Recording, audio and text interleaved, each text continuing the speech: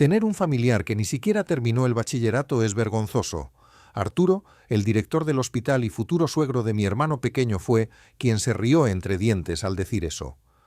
Este hombre se burló de mi nivel de estudios desde la primera vez que nos vimos. Incluso en el día que se suponía que era una celebración, el banquete de bodas se las arregló para dejarme en ridículo. «Es una lástima que tu hija se case con alguien cuyo hermano es un completo ignorante», afirmó el hombre. El ambiente se tensó de forma incómoda mientras la gente a nuestro alrededor se reía con él. No pude contenerme. Mis manos se cerraron en puños. Inmediatamente mi esposa murmuró: «Cariño, quizás deberíamos hundir su hospital de verdad». Cuando le pregunté: «¿Cómo dices? ¿Que quizás deberíamos qué?» «Me llamo Carlos García y tengo 40 años. Trabajo en una empresa que fundó un amigo de mi padre». El simple hecho de mencionar que es una empresa de fabricación tiende a hacer que la gente te menosprecie. La gente suele imaginarse a pilotos, cirujanos, abogados o presidentes de corporaciones cuando piensa en el éxito. Javier, mi hermano pequeño, es una de esas personas prósperas. Trabaja como médico. A decir verdad, estoy orgulloso de él. En mi opinión, es alguien de quien presumir. Este invierno, Javier, ese mismo hermano, se va a casar. He estado esperando su boda con mucha ilusión. Nuestra familia estaba formada únicamente por mi hermano Javier, nuestros padres y yo. Éramos una familia feliz y perfecta, siempre riendo. Sin embargo, ahora mi hermano es la única persona a la que puedo considerar familia. Fue hace más de 20 años. Tuvimos unas vacaciones familiares en el verano de mi segundo año de bachillerato. Hicimos un viaje en autobús para ver algunas de las atracciones turísticas del sur de España. Sin embargo, sufrimos un accidente en el camino. Estábamos sentados en la parte trasera del vehículo. Mi madre estaba sentada junto a Javier y mi padre a mi lado. Yo disfrutaba de unos bombones y una alegre conversación con Javier. Había un ambiente positivo en todo el autobús mientras otros participantes del tour conversaban y reían. Sin embargo, a mitad del recorrido, después de escuchar un fuerte estruendo, el autobús se tambaleó bruscamente de un lado a otro, inclinándose como si estuviéramos conduciendo sobre una sola rueda. Los gritos resonaron por todo el autobús. «Por favor, mantengan la calma y agárrense a sus asientos», nos gritó la guía turística. Entonces el autobús volcó y se deslizó de lado una cierta distancia antes de detenerse. Cristales rotos y pertenencias esparcidas cubrían el interior del autobús y había un fuerte olor metálico en el aire.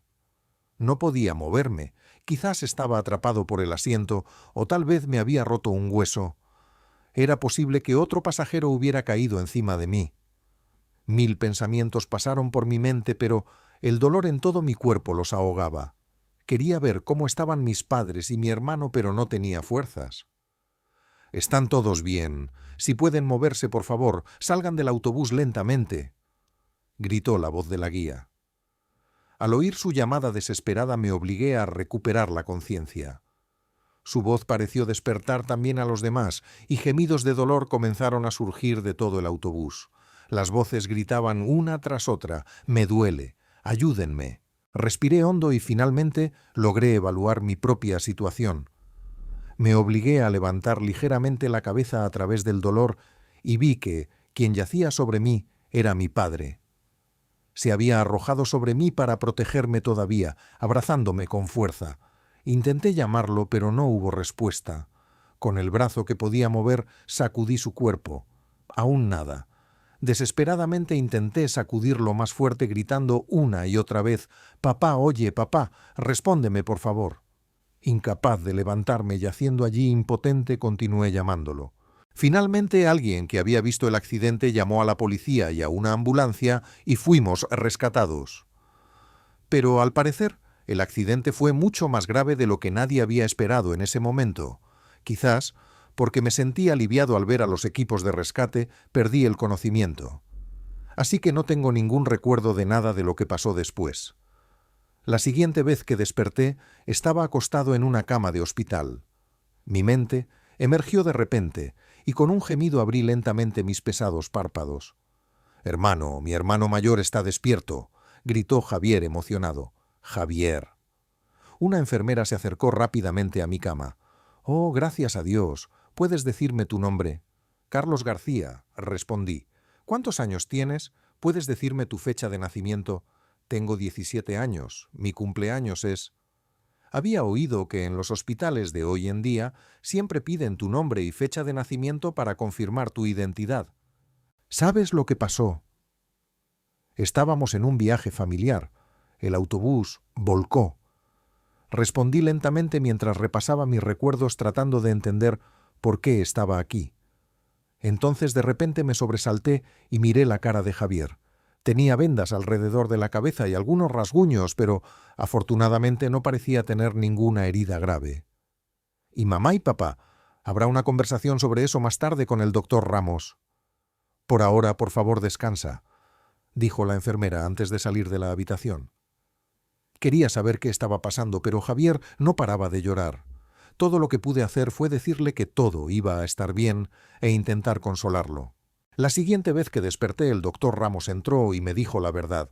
Nuestros padres habían muerto en ese accidente. Al parecer, nuestro padre me protegió a mí y nuestra madre protegió a Javier. Después de la explicación del doctor Ramos, entraron un oficial de policía y un representante de la agencia de viajes que organizó el tour. El representante de la agencia de viajes nos hizo una profunda reverencia a nosotros los hermanos ahora huérfanos. Se puso a hablar de la indemnización por muerte y lesiones durante el viaje, pero yo no podía procesar nada de eso. Aunque estaba en el instituto, seguía siendo un niño. No sabía nada de seguros. Al ver mi expresión ausente, una enfermera intervino. Acaban de perder a su familia y están en shock. Esta conversación debería tener lugar otro día. Gracias a las palabras de la enfermera, el representante se fue. Pero lo que vino después me golpeó aún más fuerte. Los resultados de un examen médico detallado explicados por el doctor Ramos revelaron que debido a una fractura compleja del accidente había sufrido un daño severo en la pierna.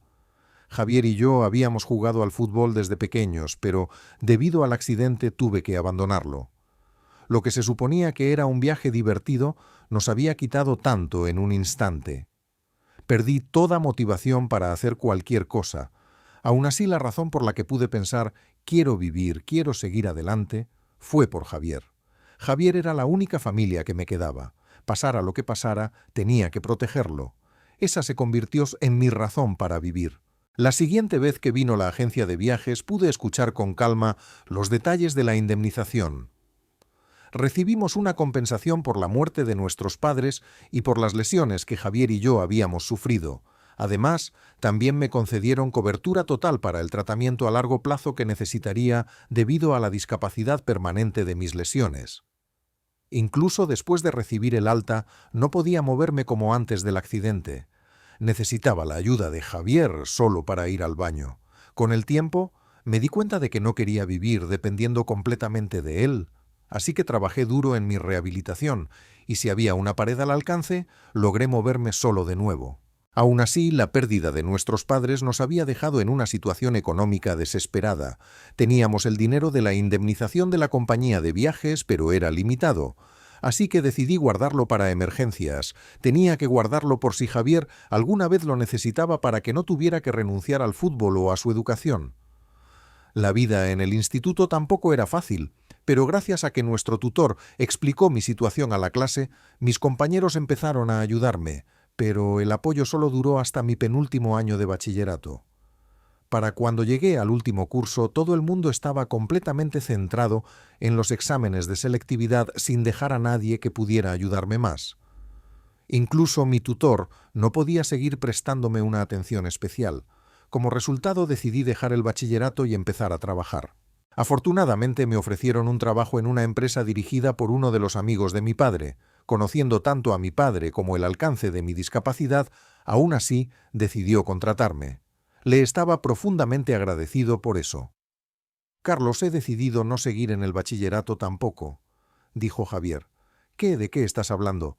Porque eres el único que se está llevando la peor parte. Yo estaré bien. Con esta pierna no puedo ir por ahí siendo una carga para mis amigos. Tú no deberías renunciar a la universidad ni al fútbol». Javier era amable, por el bien de nuestro hogar y por mi bien estaba dispuesto a renunciar, tanto a la universidad como al fútbol. ¿Por qué siempre intentas cargar con todo tú solo? Javier, siempre has sido tú el que se sacrifica mientras yo hago todo lo que quiero.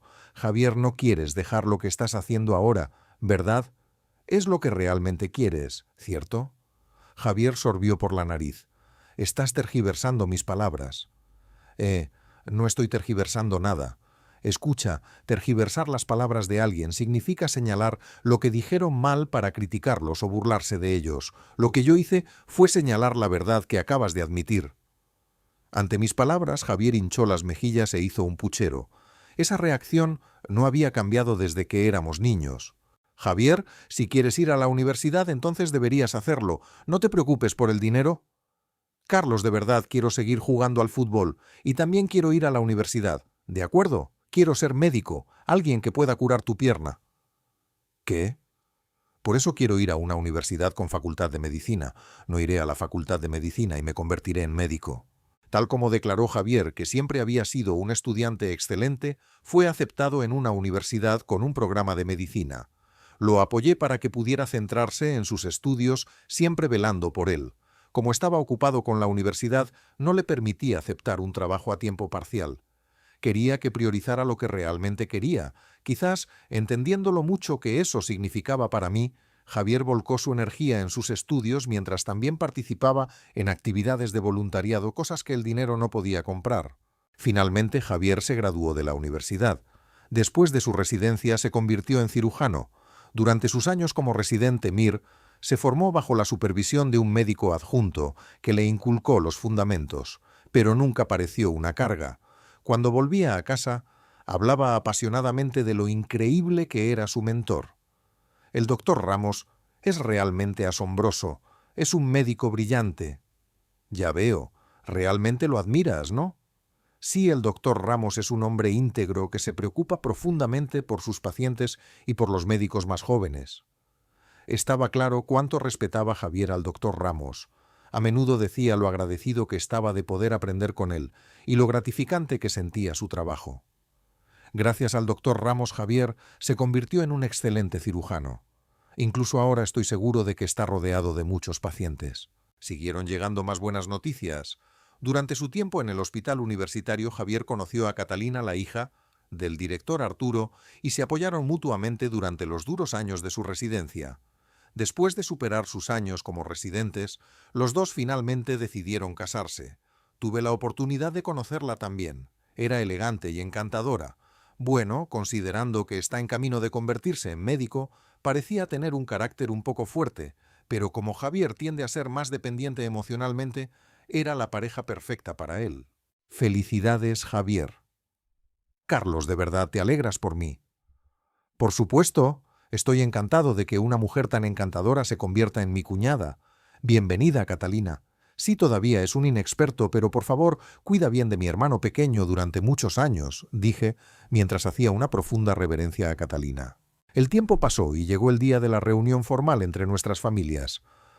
Me dirigí al restaurante designado. Javier y yo llegamos primero, pero los padres de Catalina aparecieron justo momentos antes de la hora programada, y la forma en que me miraron con el ceño fruncido fue difícil de ignorar. Sus miradas críticas me hicieron sentir incómodo. Aún así, si hacía algún movimiento en falso, podría arruinar el matrimonio de Javier. Mantuve la compostura. Soy Arturo, el padre de Catalina. Soy Carmen. Aunque sus saludos fueron educados, enderecé mi postura y devolví la cortesía.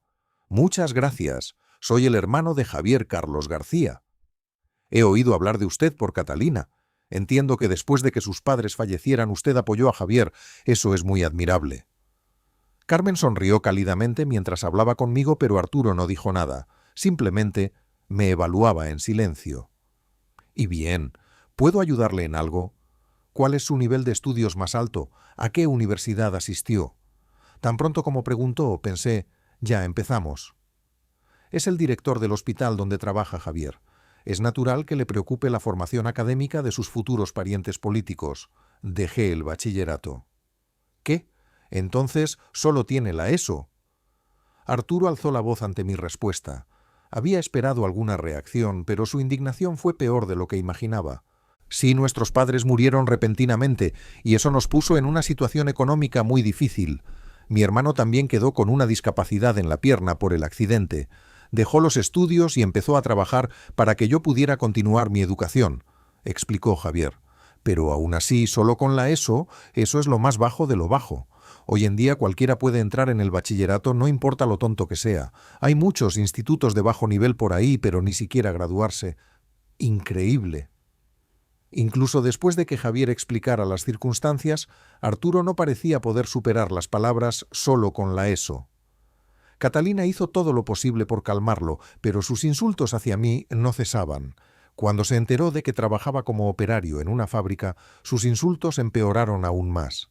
Tener solo la ESO ya es bastante malo, pero trabajar en una fábrica, ese es un trabajo para gente que no tiene más que fuerza bruta, dijo y finalmente añadió, pensar que alguien así va a formar parte de mi familia es humillante. Aún así, nunca dijo que cancelarían el compromiso, probablemente porque Javier era médico. No cualquier médico, sino uno que trabajaba en su propio hospital. Catalina amaba de verdad a Javier, e incluso Arturo probablemente no podía justificar la anulación del matrimonio a pesar de su desdén. Durante toda la reunión soporté los incesantes insultos de Arturo sobre mi educación y mi trabajo. Incluso llegó a atacar mi carácter. Si no hubiera sido un reservado en el restaurante, habría causado una escena tremenda. El personal probablemente se dio cuenta de lo que estaba sucediendo. Como era un reservado, nadie entró. No puedo creerlo. Pensar que alguien tan bajo como un tipo que ni siquiera terminó el bachillerato forma parte de mi familia, dijo Arturo. Sentí una furia inmensa, pero por el bien de la felicidad de Javier y Catalina, me tragué mi ira y esperé a que terminara la reunión. Esa noche, después de volver a casa, dudé si hablar o no con mi querida esposa Elena sobre lo que había sucedido. Tenía miedo de agobiarla con algo a lo que no sabría cómo responder. Pero quizás, sintiendo algo en mi expresión, fue Elena quien habló primero. Ha pasado algo, ¿verdad? Como siempre me caló al instante. Conmovido por su amabilidad, sonreí y le conté todo lo que había pasado. Fui a esa reunión dispuesto a soportar lo que dijeran por el bien de Javier, pero ser insultado hasta el punto de que negaran todo, mi carácter, fue más de lo que podía soportar. Eso es horrible. No puedo creer que todavía haya gente por ahí que le dé tanta importancia al nivel de estudios. Bueno, supongo que tiene sentido considerando que es médico. Quizás le da mucho valor a ese tipo de cosas. Me enamoré de tu amabilidad, Carlos. Como adultos, ser capaces de tratar a los demás con compasión es más importante que cualquier título académico. Gracias, Elena. No dejes que te afecte. Cualquiera que se niegue a ver tu verdadero valor no merece tu tiempo, dijo Elena consolándome suavemente. Gracias a su amabilidad, finalmente sentí que algo de calor volvía a mi corazón. Hoy era el tan esperado día de la boda de Javier y Catalina. Asistí a la ceremonia con traje de etiqueta. Elena y yo nos unimos como parte de la familia de Javier, pero incluso allí fui sometido a más humillaciones. «Mira esto, es increíble», dije mientras nuestros ojos se posaban en el mensaje escrito en el marcador de sitio de mi asiento. En los banquetes de boda es común que la pareja incluya mensajes manuscritos de agradecimiento en las tarjetas con los nombres de los invitados, pero en la mía, garabateado con una letra desordenada y fea, estaban las palabras «El inútil hermano del novio, un ignorante sin estudios». No había manera de que Javier permitiera algo así. Era obvio que Arturo había reemplazado la tarjeta original por su cuenta. El mensaje de Javier y Catalina seguramente había sido tirado a la basura. «¡Qué horror!», dijo Elena. «Sí», respondí. Mientras estaba paralizado noté que los padres de Catalina y varios de los invitados de la novia se reían de la situación. ¿Ser médico es realmente tan importante? Claro, es una profesión prestigiosa y exigente, pero eso no le da a nadie el derecho de menospreciar a los demás. Se supone que los médicos deben ser respetados por los demás, por eso se les llama doctor, y son admirados por los pacientes. Y sin embargo, estas personas que ahora se reían de mí, ¿se habían olvidado de eso? Elena tiró suavemente de mi manga. Hoy se suponía que era una celebración para Javier y Catalina, un recuerdo único en la vida. Las luces del salón de banquetes se atenuaron y comenzó a sonar música de fondo. «Los novios van a hacer su entrada. Por favor, recíbanlos con un fuerte aplauso», anunció el maestro de ceremonias. Javier entró en la sala con orgullo y Catalina a su lado lucía absolutamente hermosa. La visión de los dos, resplandeciendo de felicidad, me hizo llorar. Nuestros padres en el cielo deben estar muy orgullosos de verte así. Aunque acababan de entrar, rompí a llorar empapando el pañuelo que Elena me ofreció. Elena sonrió suavemente y me frotó la espalda. Pareces un niño ahora mismo. Es que estoy tan feliz de que Javier se case. Realmente te has convertido en un padre para él. Hemos pasado por todo juntos. Es mi hermano pequeño y lo quiero. Javier y Catalina, sentados en la mesa principal, eran las estrellas más brillantes de la sala y todo lo que podía hacer era desear que encontraran la verdadera felicidad. El maestro de ceremonias comenzó las presentaciones formales y presentó a los novios. Como parte de la presentación de Javier, también fui presentado como su única familia restante. Un foco de luz me iluminó y con la ayuda de Elena me levanté e hice una reverencia hacia los parientes de Catalina. Hubo solo un aplauso a medias y el maestro de ceremonias pareció momentáneamente desconcertado, pero logró mantener el ambiente fluido. Mis parientes me consolaron diciendo cosas como «No dejes que te moleste. ¿Y qué pasa con esa actitud? ¿Estará bien, Javier?» Su amabilidad realmente me reconfortó el corazón. Arturo había sido elegido para hacer el brindis. Mi nombre es Arturo, padre de la novia. Aunque quizás no sea el más cualificado, se me ha pedido que dirija el brindis y acepto humildemente el honor. Esas eran las palabras estándar, y ponía cara de padre digno. Javier, Catalina, felicidades, y a los miembros de las familias García y del Castillo, felicidades también. Aunque parece que la familia García tiene un fracasado sin remedio entre ellos, doy la bienvenida de todo corazón a Javier, a nuestra familia. A pesar de tener un hermano que ni siquiera terminó el bachillerato, Javier es un joven brillante que se convirtió en cirujano por méritos propios. Dijo esto con una sonrisa alegre, de pie frente a todo el salón, frente a todos los invitados. Algunos de los invitados de Catalina se rieron en voz baja. Fue un insulto escandaloso, pero incluso entonces mantuve mi sonrisa y contuve mi ira. Hoy es el gran día de Javier. Si dejo que mis emociones me dominen, arruinaré el ambiente. Necesito mantener la calma. Golpeándome ligeramente el pecho con las yemas de los dedos, me susurré a mí mismo. «Cálmate», para tranquilizar mis nervios. «Todos, por favor, pónganse de pie», dijo Arturo. A su señal, todos los invitados se levantaron y alzaron sus copas. Ahora, si me acompañan en un brindis por el futuro de la pareja y la continua prosperidad de ambas familias, ¡salud! Y con eso comenzó el banquete y la comida. Se sirvieron los aperitivos y pronto llegó el momento de que yo, como sustituto de nuestros difuntos padres, diera mi discurso. Había puesto todo mi corazón en prepararme para este momento. Nervioso, no había comido un bocado desde el brindis inicial, pero Elena se quedó a mi lado apoyándome en silencio. Sin embargo, por mucho que esperé, no había señal de que me llamaran. Encontrándolo demasiado extraño, me acerqué a un miembro del personal cercano y le hablé. «Disculpe, ¿está programado ya el discurso de la familia del novio?» El miembro del personal respondió: «Lo comprobaré». Y fue a hablar con el maestro de ceremonias. Después de intercambiar unas palabras, regresó. «Lo siento mucho. Hubo una petición de la familia de la novia para que se eliminara esa parte. Quizás hubo algún malentendido». Al oír eso no pude contenerme más y me dirigí directamente a Arturo para enfrentarlo.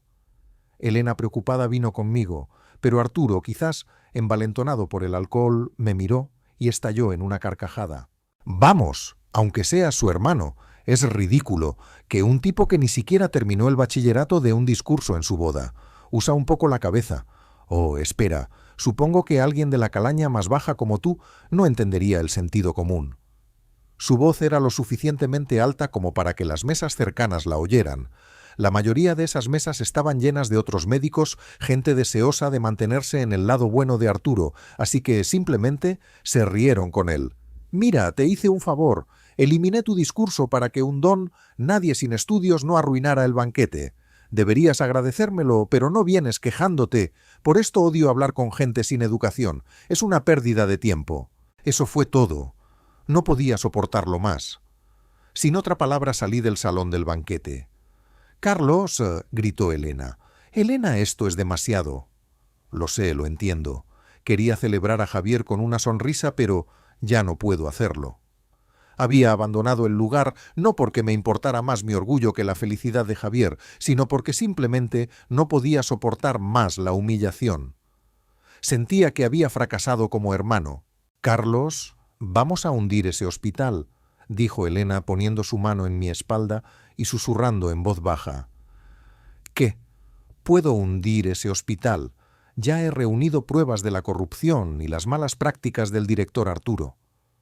Sus palabras hicieron que mis ojos se abrieran de par en par por la sorpresa. Cuando oí por primera vez cómo te insultó ese hombre, tomé una decisión. Iba a hacerle pagar.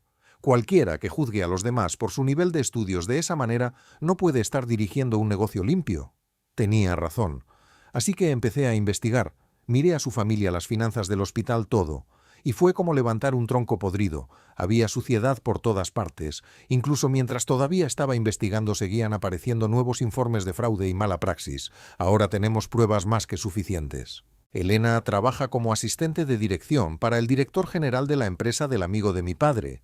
Está bien conectada, es sensible a los rumores del sector y muy minuciosa. Al parecer, el director Arturo había estado rodeado durante mucho tiempo de oscuros rumores y ella había aprovechado esta oportunidad para confirmarlos. Está metido en todo tipo de chanchullos, malversación de fondos para gastos personales, encubrimiento de negligencias médicas, abuso verbal a médicos jóvenes. Un informante me dijo que ya ha perdido la confianza de muchos en el hospital. ¿Cuándo hiciste todo esto? Oye, estaba tan furiosa de que alguien insultara a la persona que amo que puse todo mi empeño en ello. Soltó una pequeña risa suave y me sentí abrumado por el amor que sentía por ella.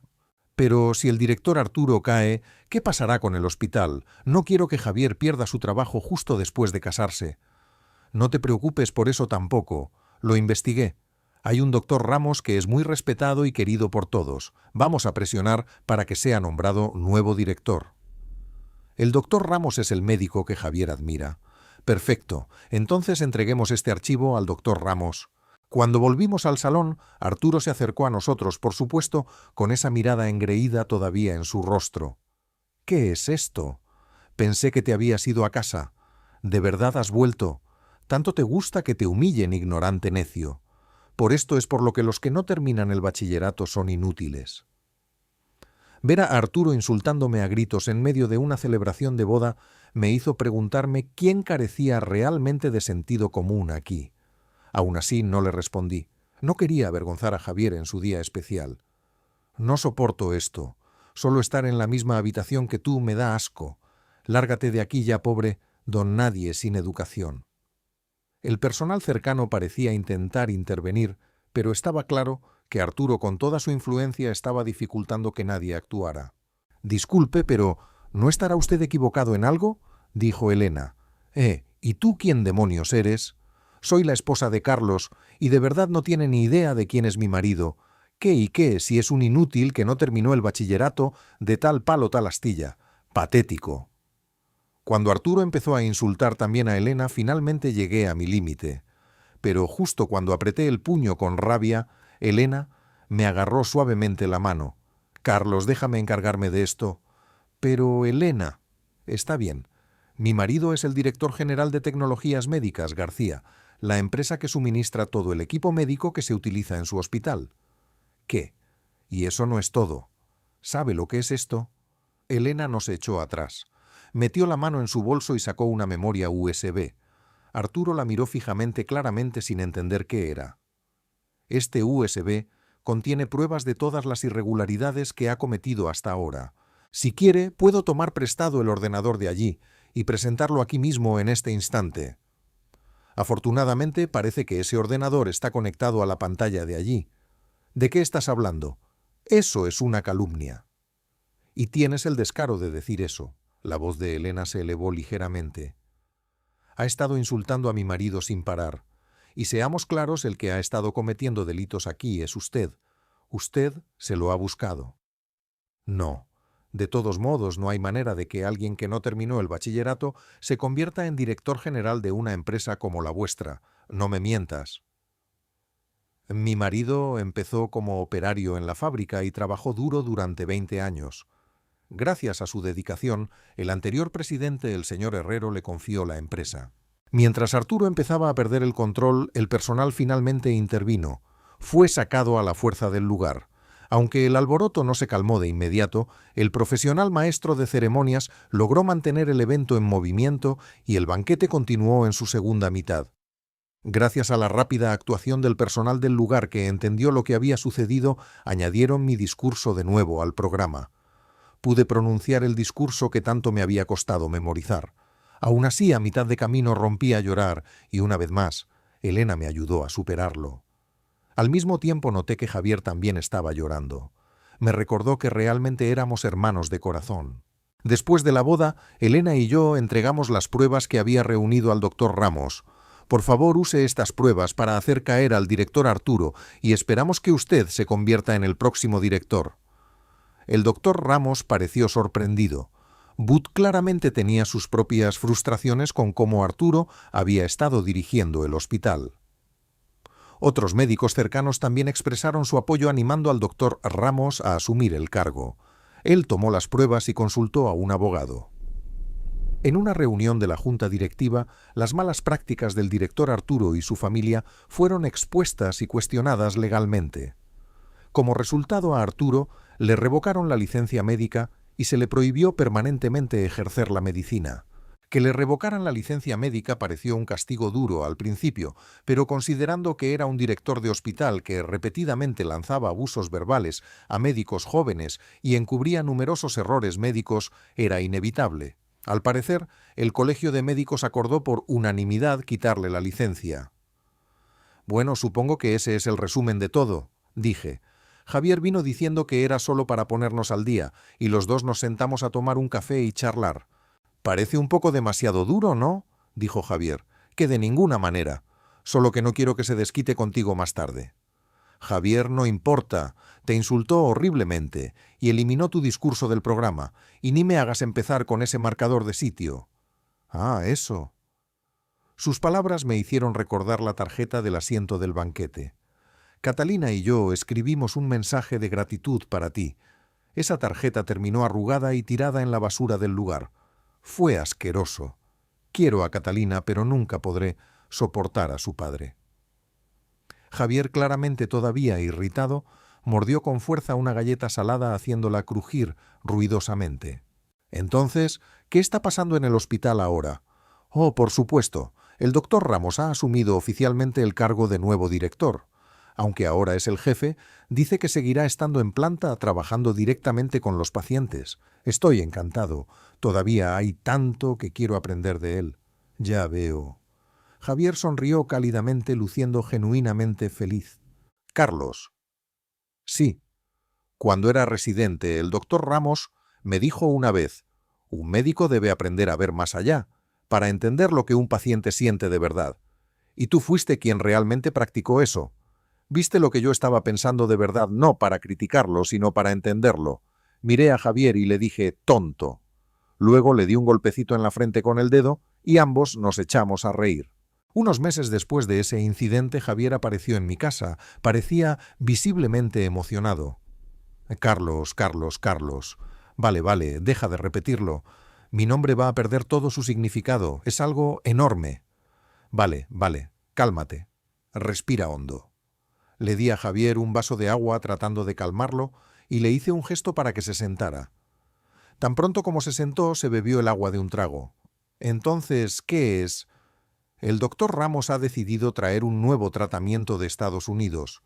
Existe la posibilidad de que tu pierna pueda curarse con él mediante cirugía. Él será quien realice la cirugía, por supuesto, pero dijo que puedo estar en el quirófano con él. Carlos, tu pierna podría finalmente arreglarse. Javier me agarró por los hombros prácticamente temblando de emoción. Arreglarse. ¿Mi pierna? ¿Quieres decir que podría caminar sin apoyo? Lo miré con incredulidad y él asintió firmemente. Después, los tres, Javier, el doctor Ramos y yo, nos sentamos para discutir la operación en detalle. Como era la primera vez que realizarían este tipo de procedimiento, fueron minuciosos en su explicación. Después de entender el riesgo, acepté la cirugía. Después de la operación superé la intensa rehabilitación y después de unos meses finalmente pude caminar sin ningún tipo de apoyo. Por supuesto, los músculos de mi pierna se habían deteriorado después de casi 20 años de uso limitado, pero el médico dijo que recuperaría la fuerza con el tiempo. El simple hecho de poder caminar sin ayuda de nuevo era más que suficiente para mí. ¿Cómo sientes la pierna, Carlos? Caminar sin ayuda es increíble, pero mi próximo objetivo es volver a jugar al fútbol contigo. Entendido. Yo tampoco he tocado un balón en un tiempo. Necesitaré ponerme en forma a seguir con la rehabilitación. Le di a mi pierna en recuperación una ligera palmada. El fútbol es un deporte que puedes jugar toda tu vida, incluso a los 60 o 70 años. Eso es parte de su encanto. Javier y yo no buscamos volver a jugar en serio, pero ambos estamos comprometidos a continuarlo como un deporte para toda la vida. Ustedes dos sí que son hermanos unidos. En serio, aunque seamos recién casados, siempre es Carlos esto, Carlos lo otro. Me estoy poniendo celosa. Y yo también. Lloró a mares en vuestra boda, ¿sabes?